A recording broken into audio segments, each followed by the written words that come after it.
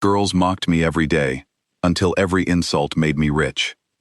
Marcus Webb remembers the exact sound of the cafeteria on the first day of 10th grade. It was not the sound of food trays or chairs scraping the floor. It was laughter, a sharp, sudden burst of it, pointed directly at him, that stopped him right in the middle of the room as if someone had grabbed him by the collar. He was 16 years old. He was wearing a blue shirt that was a little too big for him, shoes that had been cleaned carefully but were still clearly old, and a backpack with one broken zipper held shut by a safety pin. He had walked into that cafeteria the way he walked into most places, quietly, carefully, trying not to take up too much space. But Brittany Hale noticed him anyway. She was sitting at the center table with 4 other girls. She had long hair, expensive earrings, and the kind of confidence that comes from never having to worry about money. She looked at Marcus from across the room, then turned to her friends and said something. They all looked. Then they all laughed. "There goes broke boy Marcus," she said, loud enough for half the room to hear. "You think he polishes those shoes with a toothbrush?" More laughter. Marcus kept walking. He found an empty table near the back wall and sat down alone. He opened his lunch, a sandwich his mother had made at 5 in the morning before her first job, and he ate it without looking up. But while he ate, he did something that nobody noticed. He took out a small notebook from his backpack and wrote 3 words, "Second-hand shoe market." That was the beginning. Marcus Webb had grown up poor, in a way that was never dramatic, but always present. His mother, Denise, worked 2 jobs, one at a dry cleaning shop in the morning, one at a grocery store in the evenings. His grandmother lived with them and looked after his younger sister, Aaliyah, in the afternoons. Their apartment had 2 bedrooms, a window that let in cold air in the winter no matter how many times his mother sealed it with tape, and a kitchen table where Marcus did his homework every night under a lamp that flickered when the wind was strong. He was not unhappy. He had his mother's warmth, his grandmother's stories, and a mind that never seemed to stop working. He noticed things. He noticed the way prices changed at the grocery store from week to week. He noticed which shops on his street stayed open and which ones closed.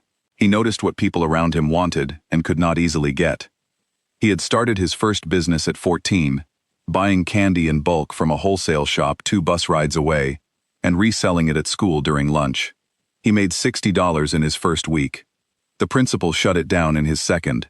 But the feeling it gave him, the feeling of building something from nothing, never left him.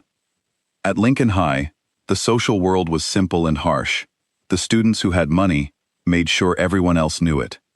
New clothes, new phones, weekend plans that cost more than Marcus's mother made in a day. Marcus did not envy them exactly. He watched them the way he watched everything, with quiet attention, noting details, turning information over in his mind. And then there were the girls. It was not every girl at the school, and Marcus knew that.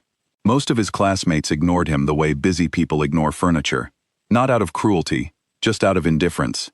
But there was a group of 5, led by Brittany, who had made a small hobby out of noticing him. They gave him nicknames: Clearance Rack, Dollar Store Dreams, Secondhand Stan. They said it with smiles, which somehow made it worse than if they had said it with anger. Marcus never responded. He never argued back, never tried to explain himself, never let them see his face change. He simply walked away and opened his notebook. His economics teacher, Mr. Okafor, was the first adult who ever took Marcus's notebook seriously. One afternoon after class, Marcus stayed behind to ask a question about supply and demand, and Mr. Okafor noticed the notebook sitting on the desk. He asked to look at it. Marcus hesitated, then slid it across. Mr. Okafor read it for a full minute without speaking. Then he looked up and said, "You see what others skip." Marcus did not fully understand what that meant at the time, but he wrote it in the front of his notebook, and he never forgot it.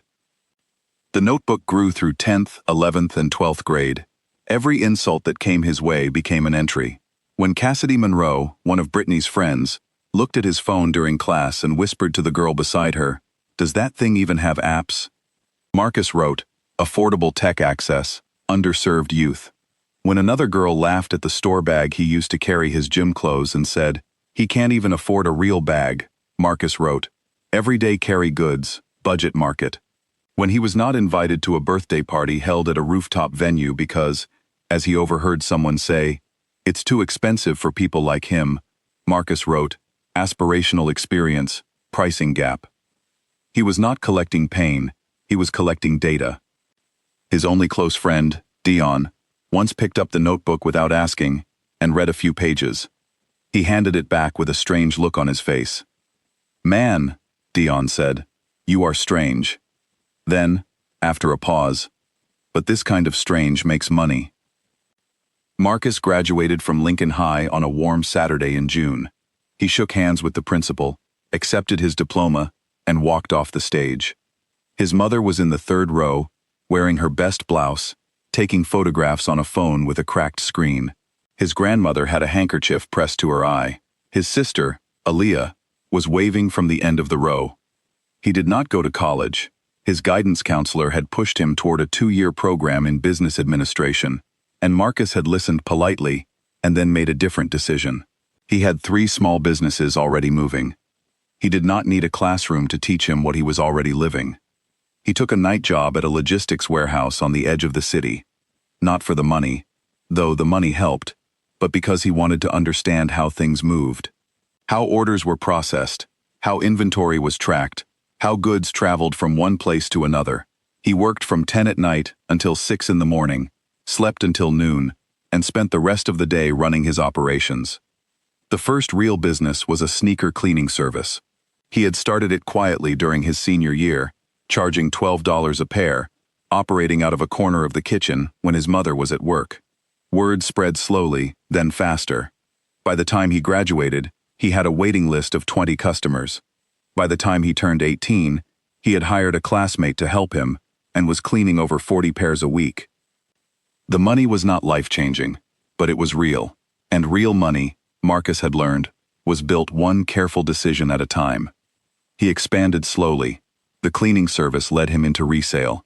Customers would bring him shoes to clean, then ask if he knew where to sell them. He did.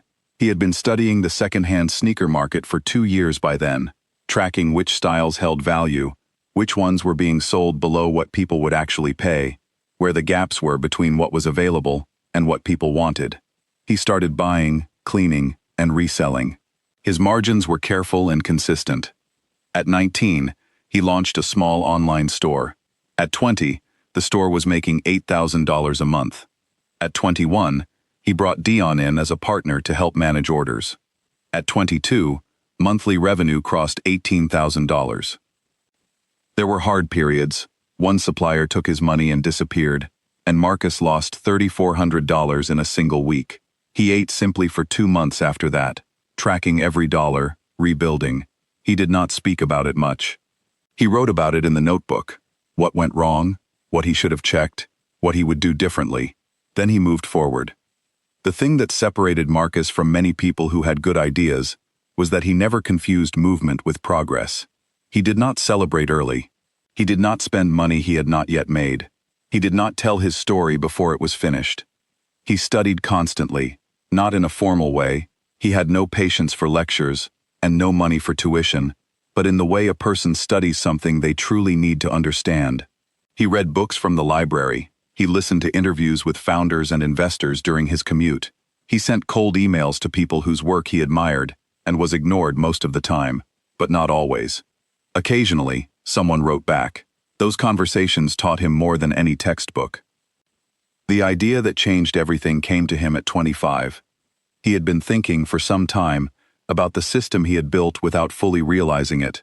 The notebook, now filling its 14th volume, was not just a personal record. It was a map of what people wanted but could not find or could not afford. It was a tool for identifying gaps between desire and supply, and he had been using it, without a formal name for what he was doing, to make every major business decision for the past 9 years. He called it Signal. It was a consulting system, a structured method for identifying underserved consumer needs by tracking the specific language people used when they expressed frustration, envy, or exclusion. Where most businesses looked at what customers were buying, Signal looked at what they were noticing that they could not have. Marcus spent 8 months putting the system into a format he could present to other businesses. He built case studies using his own companies as examples. He created a clear, simple document that explained the method in language anyone could understand. Then he began reaching out to retail brands. Most did not respond. 3 responded and then went silent. 1 invited him in for a meeting, listened for an hour, and passed. The 5th conversation was with a mid-size retail company that sold casual clothing and accessories in 14 cities. Their head of strategy, a woman named Priya Mehta, had read his materials twice before the meeting. She asked sharp questions. Marcus answered every one of them directly, without overselling, without pretending the method was perfect. He told her exactly what it could do and what it could not. She called him 3 weeks later with an offer. The licensing deal paid Marcus $400,000. The agreement gave the company the right to use his Signal framework for 3 years, with support from Marcus during the first year of implementation. He was 27 years old. He signed the contract at a small table in a law office on a Tuesday afternoon. He was wearing the same style of simple, clean shoes he had always worn. Nothing expensive, nothing to announce who he was. After the signing, he walked outside, stood on the pavement for a moment, and thought about a cafeteria. He thought about a boy carrying a lunch tray. He thought about a table near the back wall. He thought about a notebook and 3 words written in blue pen, while laughter echoed around him. Second-hand shoe market. He called his mother that evening. She did not say much. She already knew. He had told her the deal was close, and she had been waiting. When he confirmed the number, there was a long silence on the line. Then she said, "I knew it." He said, "I know you did." A regional business magazine ran a short article about the deal the following month. The headline called Marcus, a young entrepreneur who built a trend detection system out of lived experience. A journalist asked him, during a brief phone interview, where the original idea had come from. Marcus thought about how to answer that question for a long moment. "I grew up around people who made me feel like I didn't belong," he said finally. "And instead of walking away, I kept paying attention. I wrote everything down. I figured that if people were making me feel a certain way, other people probably felt it too. And where there's a feeling that nobody is addressing, there's usually a business waiting to be built." The journalist wrote that down. Marcus did not attend his 10-year high school reunion. He was in a different city that weekend, sitting across from the team at a consumer goods company that wanted to license Signal for their retail division. But he did go back to Lincoln High once, on a Thursday afternoon in October, when a youth business program asked him to speak to a group of 10th graders. He brought a notebook with him, not one of his old ones, a new one, still empty. He stood at the front of the classroom and looked out at the students. Some of them were paying attention, some were not. A few were looking at their phones. He had expected this. He started talking, not about himself, but about observation, about the habit of noticing what people need, about the difference between feeling left out and taking notes on why. He talked about the notebook in his hand and what it represented. He told them that the most useful information he had ever collected had not come from books or courses or mentors. It had come from paying close attention to the moments that made him feel the smallest. A girl in the second row raised her hand. "What if people laugh at you?" she asked. Marcus nodded slowly. He had thought about how to answer this question too. "They might," he said. "Write it down." He drove home that evening as the city turned golden in the late afternoon light. His phone buzzed on the seat beside him. Messages, emails, a reminder about a call the next morning.